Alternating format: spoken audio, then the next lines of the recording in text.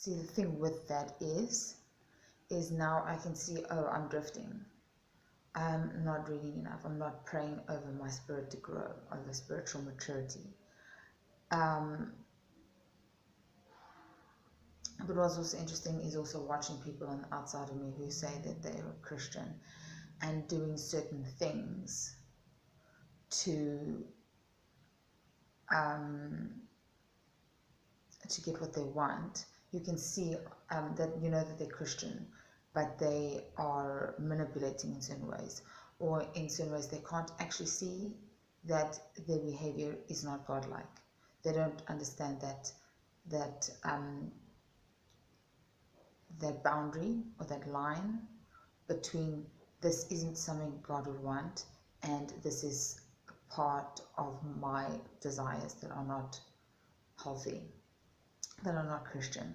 And so when you have the Holy Spirit, which is promised to us in Acts, and you're watching other people who are still growing in that and still understanding what that means, it's very interesting because you can start to see how you also grow then, because you can see, oh, they're not realizing that they actually need to make a choice here.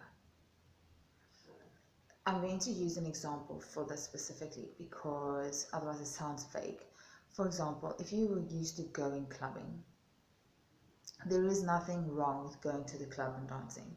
It's what you do there. Okay, so I have plenty of friends who are Christian and their ministry is nightclubs and bars. Okay, but what they're doing is they have one drink or they don't drink alcohol. They watch how they speak. They don't hook up. No serial dating, no casual, let's see where it goes. Because dating itself isn't a problem.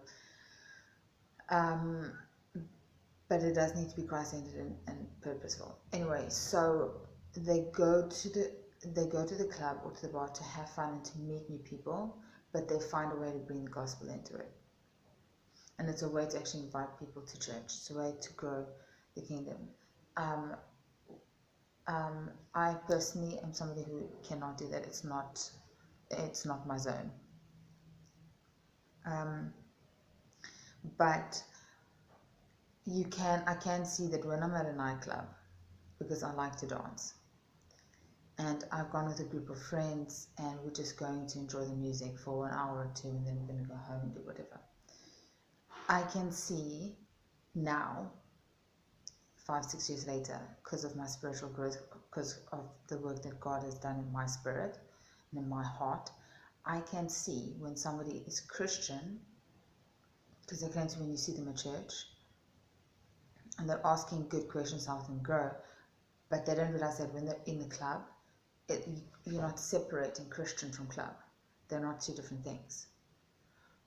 They're needing to choose not to have that many amount of shooters. They're needing to choose that if they're going to wear a certain outfit, this is what's going to happen, or they can make it about God, whatever the case is, but they don't realize they can make a choice in that moment to be Christian or to behave the way that they're used to behaving. And sometimes you cannot see it spiritually because it's just not something that's occurred to you. And it's only since I've grown in my spirit that I realized that there's a difference between being saved and having a spirit mind or having a world mind. But the only thing is that with the spirit mind is that you have responsibility in praying and asking. So let me give you an example of this. What I do, not every day, but almost like a verbal recommitment to God, because I've been walking with God for about 8 years now. I think I was 22. So that actually makes it 9 because I'm 31 now.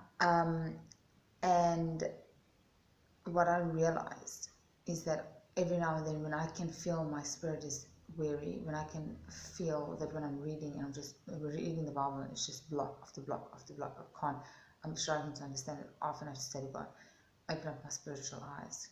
Give me love and desire to be in your word, to understand it in context, to remember it in context, to be able to tell the stories of the Bible to people in action. Also, just be able to also take people's opinions of you when it's something like brainwashed, or do you really follow a book, or How can the book be alive and active?